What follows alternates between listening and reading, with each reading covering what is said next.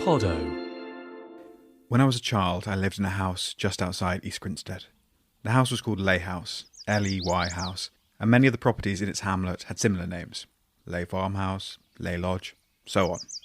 Now, for those of you in tune with the Earth's currents, living in a house with Ley in its name is as on the nose as if it had been called Chakra Cottage or Mystic Manor.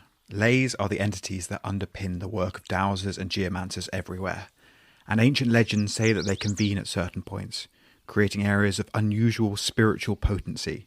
And there's a special nexus right here, in a sleepy outpost of southern England. This is the town that didn't stare. I'm Nick Hilton.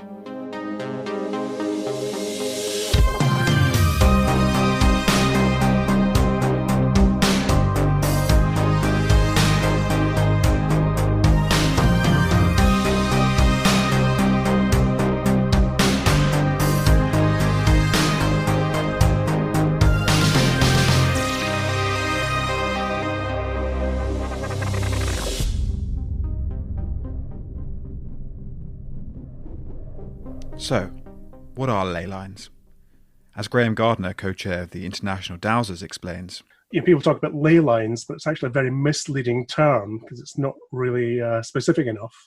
Alfred Watkins, who everybody says invented the ley lines or discovered ley lines, never actually used the term. He only ever called them leys, and he's referring to them as prehistoric trackways, alignments of sites. And he thought they were actually trackways, despite the fact that some of them go straight up the side of a hill. Since the sort of early 70s, I think, is when ley lines started coming into use, and it's now almost universal. But as dowsers, we don't like it, just because it's not specific enough. And some of the Alfred Watkins leys are just visual alignments across the landscape. But dowsers also find these straight energy lines, which we call energy leys. Anyhow, back to my own childhood. I have a memory, though that might be too grand a term. It's really a selection of mental images that might move through time like memories, or might be quite static like fragments of a photograph. One is of a tin compass, like something out of a cracker. Another is of the window ledge in my mother's bedroom. As I remember it now, I took the compass and placed it on the windowsill there and watched as the needle span round and round like a propeller. Compasses, for those that aren't familiar, generally point north. Failing to do so would be quite a fundamental cock-up. But as the years have gone by and I've grown more interested in, intrigued by even, the mysticism of the area, the belief in these leys, I've started to see the compass incident as the jumping off point for my own investigations. I lived in a house that, in its very name, was branded with the nomenclature of primal energies. As a wee lad, I had an experience that my rational mind rejects, but which I can see being played out very clearly on the stage of my brain. I think most of us are susceptible to having our memories be distorted either a little or a lot. That's the voice of Elizabeth Loftus, a professor at UC Irvine and a pioneer of research into false memories. She was one of the first people in the 1970s to design experiments to test the human capacity to create false memories. There are some people who are somewhat more susceptible than others. So if you are somebody who tends to have lapses in memory and attention, if you're somebody who frequently can't remember, did I say that or did I just think about saying that? Did I do that or did I just think about doing that? You are somewhat more susceptible. So what I'm getting at, I guess, is that I have this memory as a child of placing a compass down and watching the needle spin round and round and round. Something that the compass probably didn't do, but it's fed into a lot of my impressions about this idea of magnetic forces under the ground. And I wonder whether, rationally, I think the memory is probably false, but whether behaviourally speaking, then I made the lie up immediately, or whether it just over time I've come to believe a story that didn't actually happen, or the third option that it did happen, and then I'm... Well, let me ask you, how old do you think you were when you had this experience, if it had happened? I think I was probably 5 or 6. It's really hard to say. Sometimes as adults, people have been led to completely construct a memory for something that didn't happen. I mean, your example, I have to say, is not an example that I've seen people want to spend time to figure out. Usually what people are trying to want to spend time to figure out is whether something traumatic happened to them in childhood. This doesn't sound particularly traumatic, and I haven't, in all my decades and decades of talking to people about their memories, I think that you're the first one I've talked to who wants to talk about memory for a compass spinning. Okay, well, it's quite a specific thing, but it just, personally, I think that I probably wanted it to happen, and therefore, just over time, my desire for it as a child to happen had turned into a feeling that it did happen. Well, if that's true, you would be normal. Phew. It's also worth stating that Loftus is an extremely divisive figure in her trade and American public consciousness. She lost her job at the University of Washington during what has come to be known as the Jane Doe case, where Loftus was accused of privacy invasion during an attempt to rebut claims made in a notable repressed memory case.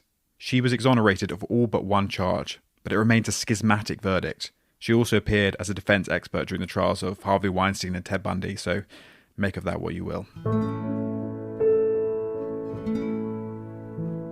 But despite all that, the idea that memory can be fallible, to say the least, isn't especially provocative. Take, for example, a phenomenon known as the Mandela Effect. Basically, the phenomenon of sort of mass collective false memories. And it's named after this sort of group of people who, when Nelson Mandela passed away in 2013, were a little bit shocked and surprised because they thought he'd passed away in prison in the 80s. So I think at that point they sort of all came together online and offline to say, hang on, didn't he already die? That's the voice of Amelia Tait, a writer who specialises in investigating the nooks and crannies of the internet. Back in 2016, she wrote a piece about a movie called Shazam, which, like My Tin Compass, caused a lot of people to start questioning the fragility of their own brains.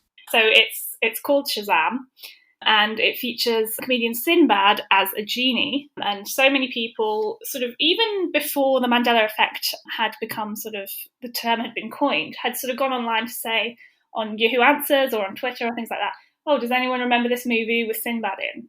So it was a collective false memory, but it was also so individual because you had organically all these people remembering this film.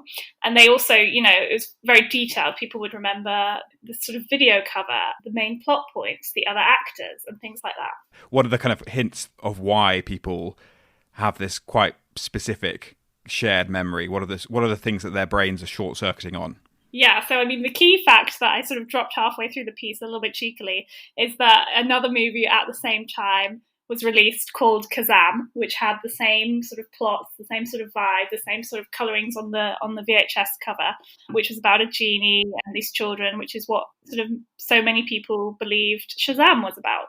So, I mean, I think the most logical answer, if you're inclined to believe the most logical answer, is that the two memories are conflated in people's minds.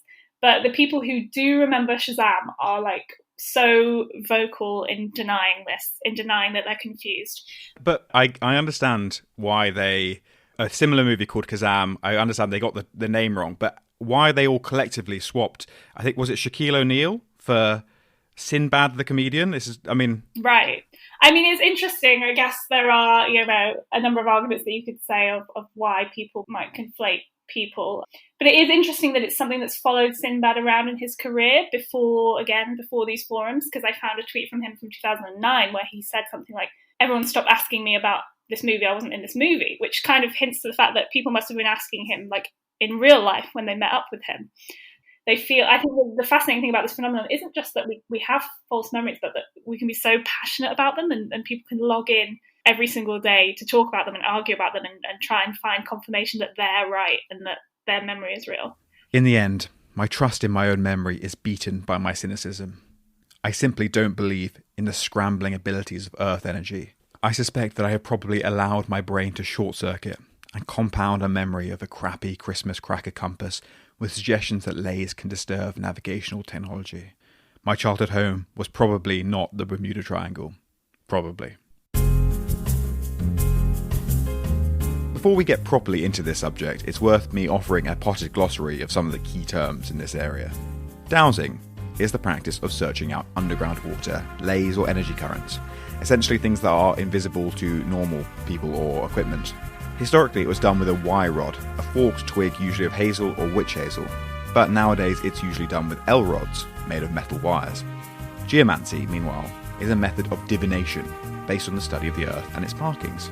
Both these terms interact heavily with lays, a word that was coined by the amateur archaeologist, always a good sign, Alfred Watkins, to describe the straight alignment of ancient sites, albeit in a seemingly random scattergram around the country.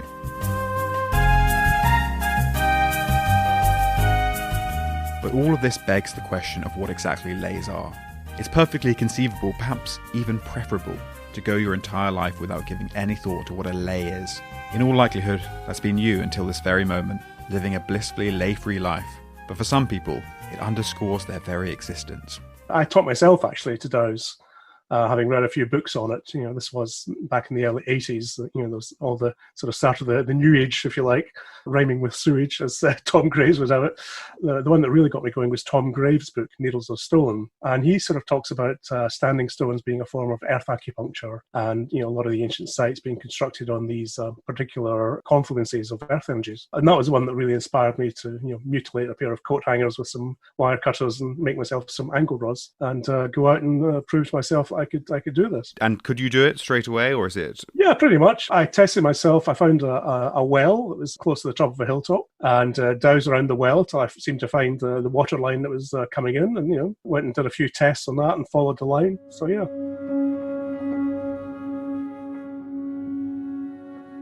Out on the edge of East Grinstead lies the Ashdown Forest, an ancient heathland sat upon a ridge on the high weald. It is a forest of contrasts, at times densely wooded and at others giving way to a scraggy kaluna, more reminiscent of the moors and highlands of the north. For the public at large, it's most famous as A.A. Milne's inspiration for the 100-acre wood in Winnie the Pooh, and is still home to a tourist trap called Pooh Bridge, where day trippers down from London throw sticks in the water for some sort of transcendental literary experience. It's a romantic place that looks and feels ancient, something especially rare in manicured southeast England.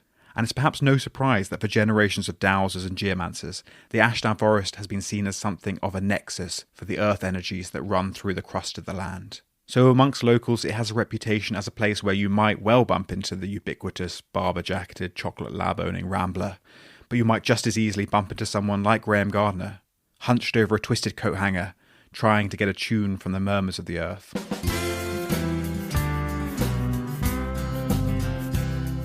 It is also said by many, including a local musician called George Brinkhurst who wrote the song Meridian Line, that the source of East Grinstead's strange lure is its position on the prime meridian that runs from the Royal Observatory in Greenwich down through England, France, Spain, Algeria, Mali, Burkina Faso, Togo, Ghana and finally Antarctica. Meridian Line, yes, it runs right through you, no matter if you're east or you're west. It is the point zero for human perceptions of time. To the east, time zones run with positive figures to indicate that they are further on in their day than the merry folk of Greenwich. To the west with negative figures, as Americans sleep through Europe's petit déjeuner. It is said by some that this line, which, it's true, does bisect East Grinstead with surgical precision, creates strange magnetic disturbances, the sort that might attract the prongs of a coat hanger to well springs, might compel the construction of ancient monuments, might make the needle on a compass spin. So a meridian is an imaginary line that extends from the North Pole to the South Pole that goes through your position. And it's quite arbitrary, really. You can set one up wherever you are, as long as it goes through those key points. So whichever observatory you go to in the world, you'll always find astronomers using meridians to align their telescopes. That's the voice of Louise Devoy, curator of the Royal Observatory at Greenwich. There's nothing particularly special or scientific about the Greenwich Meridian per se. It's just that we've made a very human decision to designate it as the prime meridian, 0 degrees longitude. And that all stems from a conference that was held back in 1884, because by the sort of mid-19th century, lots of different countries had their own national observatories. And it just got really confusing. If you bought a map from France, then the prime meridian went through Paris. If you bought a map in Brazil, it would go through Rio de Janeiro. So if you're trying to do international trade, it's just impossible.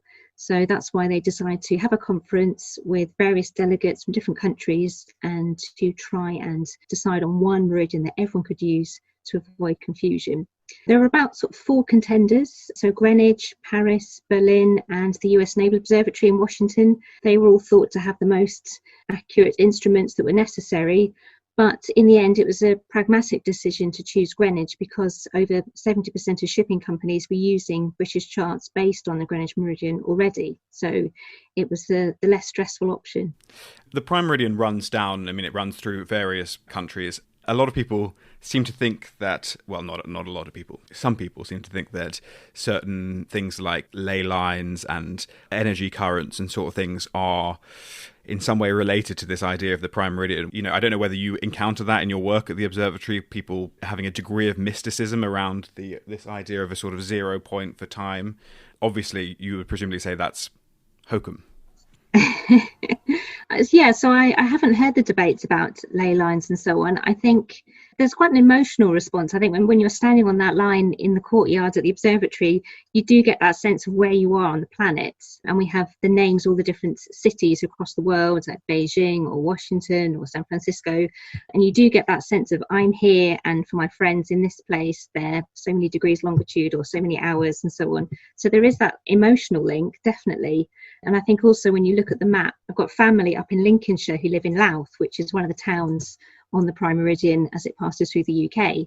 So there is that sense that I'm here and they're directly north, so a few hundred miles on the same meridian. So there's that common link, but I guess it's more of an emotional human construct than anything else. But out on the Ashdown Forest, the history of the British Empire's shipping charts hold less importance.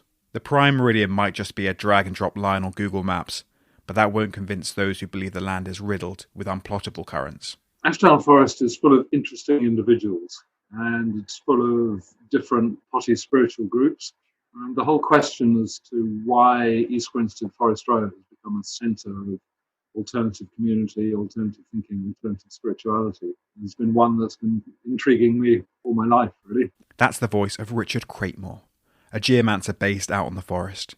He and his partner Jules perform, professionally, a comprehensive set of dowsing adjacent tasks, from space clearing to house readings to soul coaching.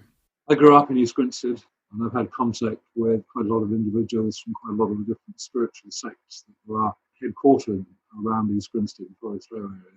How did you get into geomancy? Did you start your geomancy journey in the Ashdown Forest? No, I actually started, I was doing a geography degree, and we did a field trip to Avebury one day, and I started asking why.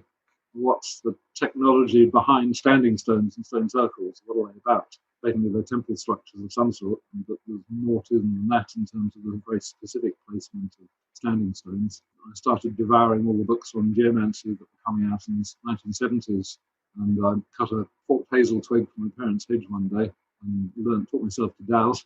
I've been exploring all sorts of aspects, from dowsing earth energies through the water divining, through later on to therapeutic work, doing earth acupuncture.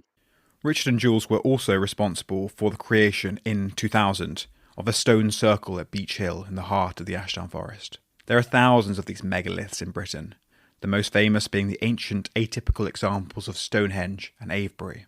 But most are not UNESCO World Heritage Sites. Most are humdrum, garden variety stone circles, built to demarcate the spiritual importance of a place. Most look like Richard and Jules' stone circle, 9 slabs of limestone protruding from the ground like a gaping buck-toothed maw. Think about who the second most famous bear in the world is. I'm referring to Winnie the Pooh. Right. Who's the first most famous? Paddington?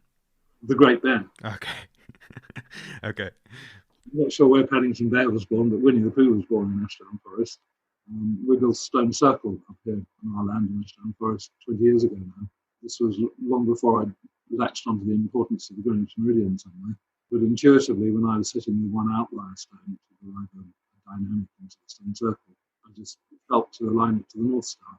There's something in the energy field, the information field, the spirit of place that encourages artistic and literary creativity. These archetypes kind of pop up into the mind. I remember when we started building our stone circle, we took as our sacred text on the first morning the chapter of the expedition to the North Pole, the Winnie the Pooh story.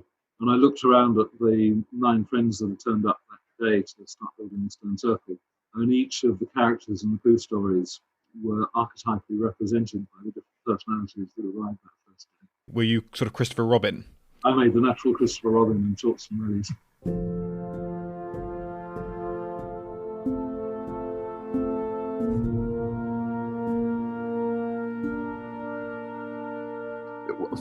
I think it's fascinating that Sussex was the last English county to convert from paganism to Christianity. It was the very last place. The more you look back at the history of Sussex, you realise that although today it's effectively a, Hayward Heath, East Grinstead, I'd call them dormitory towns, really. Most people there commute to London and it's a very respectable place, is that the history of Sussex is really quite brutal and very pagan. That's the voice of Marc Heel, brought up in Sussex. Marc lives out in California now and spent much of his career in the music industry. But in 2015, he published a book called The Sussex Devils, about the strange case of a man named Derry Knight. Knight was a self-proclaimed Satanist, indeed a self-proclaimed senior voice in a cabal of Satanists who had penetrated to the heart of British society. From there, he became notorious for extracting large sums of money from Sussex's rich, paranoid landowners on the pretext of destroying satanic memorabilia and other objects of dark extraction, whose provenance was known only to Derry. The story, when Marc revisited it many years after he had left the area, rang uncanny bells. Well, when I was growing up in Sussex, when I was young, before my parents found evangelical religion, we saw Danehill in those days. This would be the late 70s, the mid-late 70s, was, I think, like a lot of the Sussex villages, very sleepy. There was still very much a sense that the old agricultural past of Sussex was with us.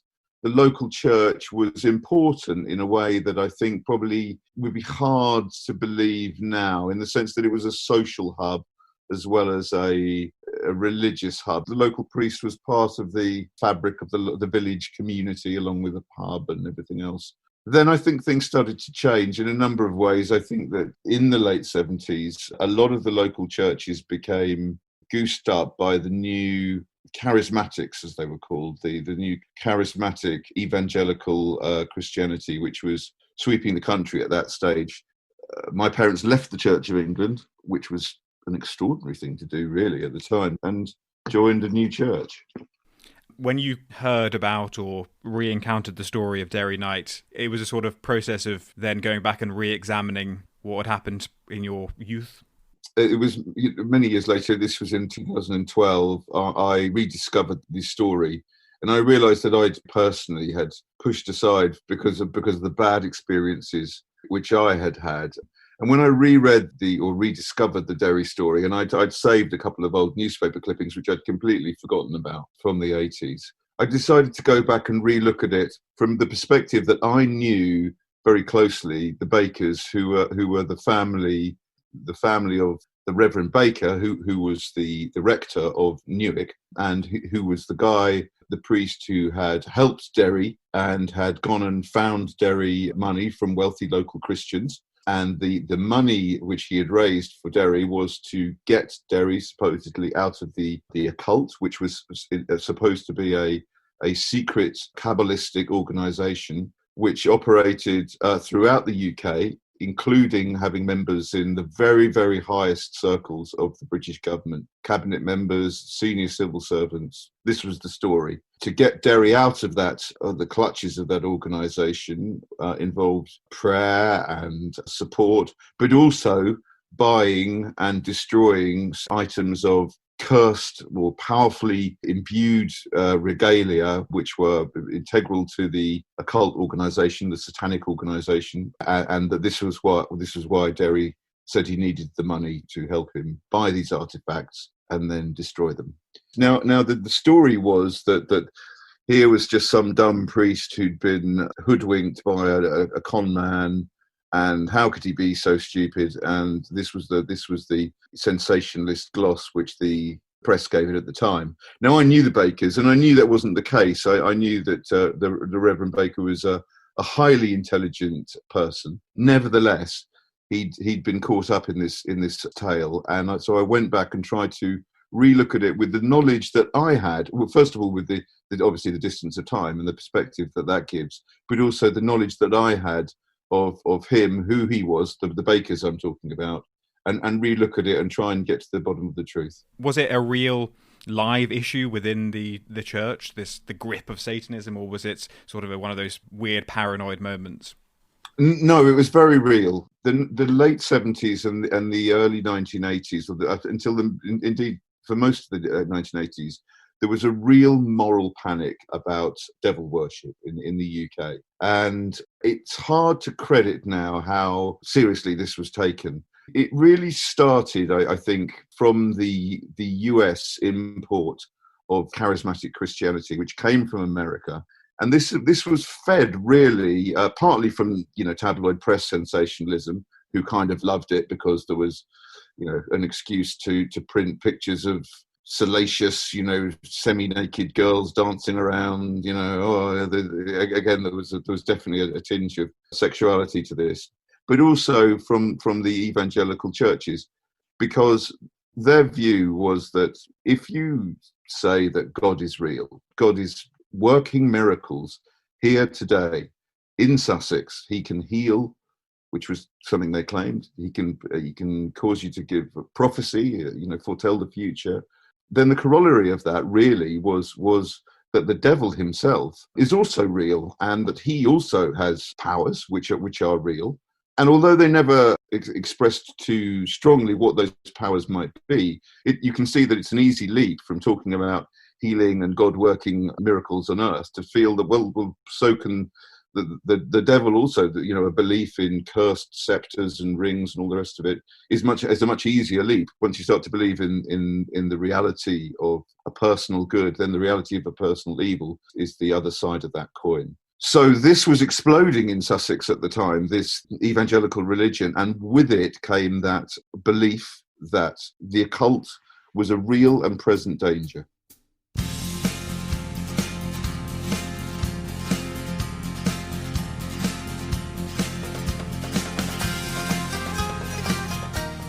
The clue to whether becoming a Satanist is a good idea has, for me, always been in the name, but paganism itself holds more ambiguous meanings. For some, it's a before and after thing.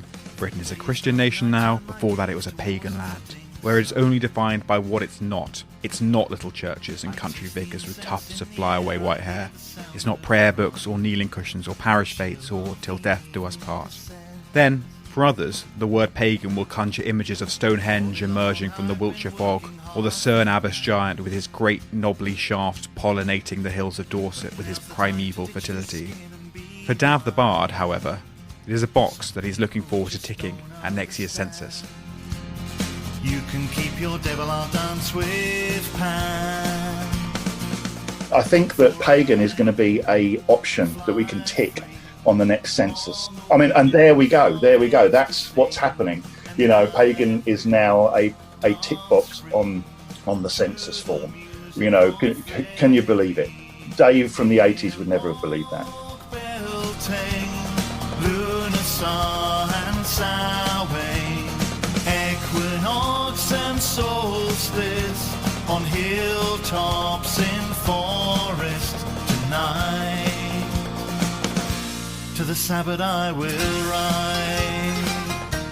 When I first speak to Damh, the name that pops up on my screen is David Smith, which sounds less pagan than Damh the Bard. Part of Damh's journey into this belief system has involved refashioning himself in the lore of paganism. Well, it started obviously when I was at school, and all of my friends were into football and stuff like that, but I was into music, and that music led me into heavy metal. So all those people like Tipper Gore back in the 80s who said that heavy metal could get you into magic, well, she was absolutely right. I was a typical teenager. The walls of my bedroom were black, my duvet was black and everything, and I really got into magic, and I was always into the supernatural, into ghosts, into mysteries, I guess you would call them. They really used to turn me on, and that led me into a ceremonial magic order during my 20s. And then I became far more interested in the stories of this land, the myths of Albion, if you like. I was born in Cornwall, so I had a strong connection to the Arthurian stories. And I also became fascinated with the figures of Merlin and Gandalf and the Forest Sage. And so I started to look for a kind of indigenous spirituality. I really wasn't interested in Christianity. For me, it felt like I could not connect to it. It felt like it was from somewhere too far away. So that search then led me to paganism, and I explored Wicca, witchcraft, and then I found my home in the order of bards, ovates and druids and druidry, and that path of the forest sage opened up in front of me and I stepped on it. That was in 1994 and I haven't looked back since. I've been exploring that forest ever since. And what does it mean if you were giving the elevator pitch for paganism in 2020? What does that mean? Well, this is one of those things that I'm going to have to caveat it, that you had 50 pagans in a room, you get 50 different answers. But I think there's a huge swathe of common ground amongst most pagans, and that is a love and respect for nature. But it goes beyond that because, of course, a gardener has a love and respect of nature. And what I think it is, the thing, that kind of X factor that makes it a pagan connection, is the idea that nature is sacred. There is a spirit, an awareness, a life force within nature that humans over the centuries have become more and more separated from. By all the things that we say, capitalism, all those things that have gradually made us separate from nature. The idea that we are dominant over nature is something that is completely anathema to pagans, because the pagan path, if it does anything, it tries to place the human back in as a human animal, as part of the natural world, so that when we see a human-made lake, for instance, we don't see a human-made unnatural lake. We see it as a lake made by human beings who are just another animal on this planet. We just think we're different, but we're not. We're just another animal. That all sounds very common sense to me. I sort of wonder then why we aren't a country of, 50% Anglicans and 50% pagans. Why is it? I'll give it time. Why is it still a relatively sort of fringe belief system? I think if you go back to the 80s and 90s, it was very fringe. I mean, if you opened up a issue of the Sun or the News of the World, they were constantly trying to tell everybody that we were sacrificing goats and all this nonsense that was coming out at the time. But over the years, it is becoming a little bit more mainstream and accepted. And we hold open rituals at the Longman and have done for 20 years, every 6 weeks for our 8 festivals of the year. And we're part of the community up there now. People just go, the Druids are up there again. And gradually that perception of weirdness that was so readily reinforced by the tabloid gutter press is going. What makes this area so interesting for you as a pagan, as someone interested in earth currents and energies? Oh, so many things. So Sussex has a long history of magic and folklore, and I think that part of that connection and part of that wishing to reconnect is a looking at your roots and of the roots of the land itself. The stories exist in the land itself, and they are there for everybody who is on this land. When I hear Damh talk about paganism, I am struck uncomfortably by the good sense of it all. The contrast of Sussex's pagans with the local Scientologists is particularly stark. This is not a faith based on a book of science fiction requiring such suspension of disbelief that Isambard Kingdom Brunel would give it up as a lost cause. This is a communion with the earth, and the earth is the nearest thing we have, scientifically, to a deity. It was there before us, it will be there after us, and, not to come over to Ecclesiastes 3, it is where we came from, and to where we shall return.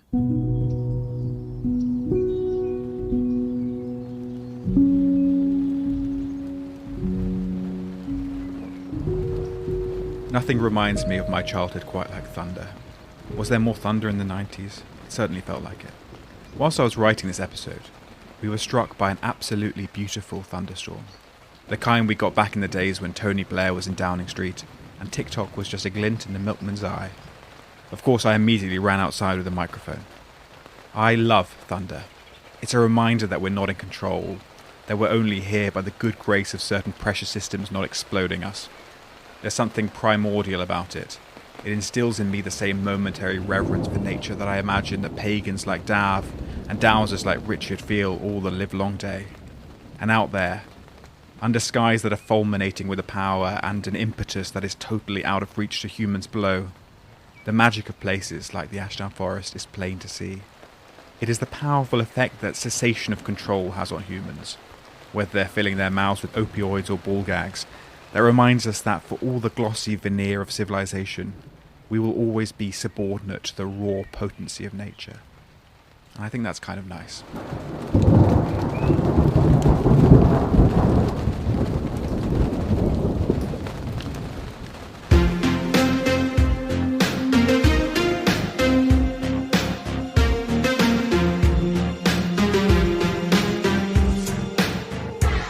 This has been episode 3 of The Town That Didn't Stare, written, produced and presented by me, Nick Hilton. The intro and incidental music is by George Jennings, and the end credits music is by Matt Payne and Ollie Lloyd at Shipyard Audio. You also heard an extract from Sabbat by Damh the Bard. On this episode, my interviewees were Graham Gardner, Professor Elizabeth Loftus, Amelia Tait, Louise Devoy, Richard Creightmore, Marc and Damh the Bard. This is the 4th part of a 6-part series, available on all good podcast platforms. You can find out more about the show on Twitter, Instagram or Facebook. Just go to @thetownpod or visit www.thetownpod.com for episode notes and more information. The Town That Didn't Stare is a Podo podcast. For more details, visit podopods.com.